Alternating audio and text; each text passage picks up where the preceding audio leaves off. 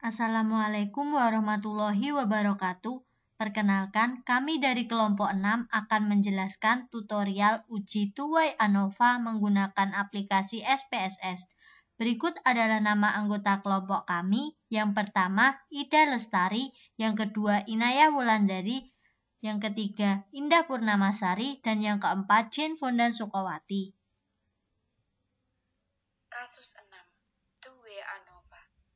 Banyak kasus gizi kurang yang terjadi di masyarakat menyebabkan pemerintah menggalakkan program peningkatan gizi balita. Para ahli gizi melakukan penelitian untuk membuat variasi menu makanan tambahan dengan prinsip gizi seimbang yang dapat meningkatkan status gizi balita. Penelitian dilakukan dengan mempelajari pengaruh penambahan tepung dari biji-bijian seperti kacang hijau, beras merah, wijen, dan penambahan ekstrak sayuran seperti wortel, bayam, dan selada. Diambil sampel sebanyak 27 balita yang dipilih secara acak dan peningkatan berat badan setelah 3 bulan PMT adalah sebagai berikut. Ekstrak sayuran wortel, tepung biji-bijian kacang hijau 3,2, 3,3, 3,4, beras merah 2,7, 2,9, 2,4, wijen 3,5, 3,4, 3,5. Ekstrak sayur bayam, tepung biji-bijian kacang hijau 3,9, 2,9, 3,5. Beras merah 3,8, 3,7, 3,3. Wijen 3,7, 3,0, 3,1. Ekstrak sayuran selada, tepung biji-bijian kacang hijau 2,6, 2,8, 3,0, beras merah 2,5, 2,4, 2,8, wijen 2,8, 3,0, 3,3. Apakah penambahan tepung biji-bijian dan ekstrak sayuran tersebut memberikan efek yang sama terhadap peningkatan berat badan balita? Langkah pertama, kita buka SPSS. Kemudian ke variabel view, nama diisikan berat,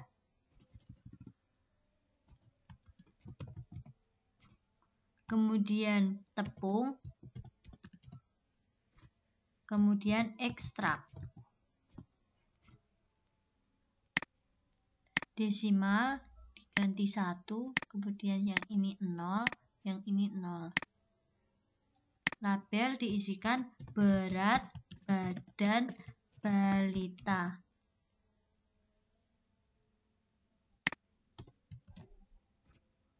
Kemudian tepung biji-bijian. Yang ketiga ekstrak sayuran. Kemudian kita isikan yang pertama tetap non, yang kedua 1, labelnya kacang hijau. Kemudian di add yang kedua labelnya beras merah. Kemudian di add 3, labelnya wijen. Kemudian di add, kemudian oke. Yang ketiga file 1, labelnya wortel. Kemudian di add file 2 bayam. Kemudian di add 3 selada. Kemudian di add, kemudian oke. Untuk mensure ini scale. Kemudian yang kedua nominal dan yang ketiga nominal. Langkah selanjutnya kita masuk ke data view. Kemudian kita masukkan data yang sudah ada di Excel. Kita copy, kemudian kita pastekan di SPSS. Setelah data masuk, kita ke Analyze, General Linear Model, kemudian Univariate. Berat badan balita kita masukkan ke Dependent Variable, kemudian tepung biji-bijian dan ekstrak sayuran kita masukkan Fixed Factor. Kita ke Option, kemudian tepung dimasukkan ke Display Means For, ekstrak juga, tepung ekstrak. Kemudian pada display kita centang yang deskriptif statistik dan homogeneity test. Kemudian continue. Kemudian OK.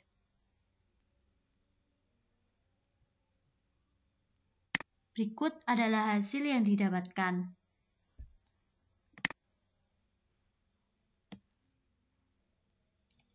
Didapatkan beberapa tabel hasil statistik. Tabel yang perlu diperhatikan antara lain tabel Levens Test of Equality of Error Variances atau uji homogenitas dan tabel Test of Between Subject Effect atau uji ANOVA 2-way. 1. Levens Test of Equality of Error Variances. Berdasarkan tabel diketahui bahwa nilai signifikansi atau sig adalah sebesar 0,152 lebih besar dari 0,05, sehingga dapat disimpulkan bahwa variabel berat badan balita adalah sama atau homogen. Karena varian tersebut bersifat homogen, maka itu artinya persyaratan dalam uji two-way ANOVA sudah terpenuhi.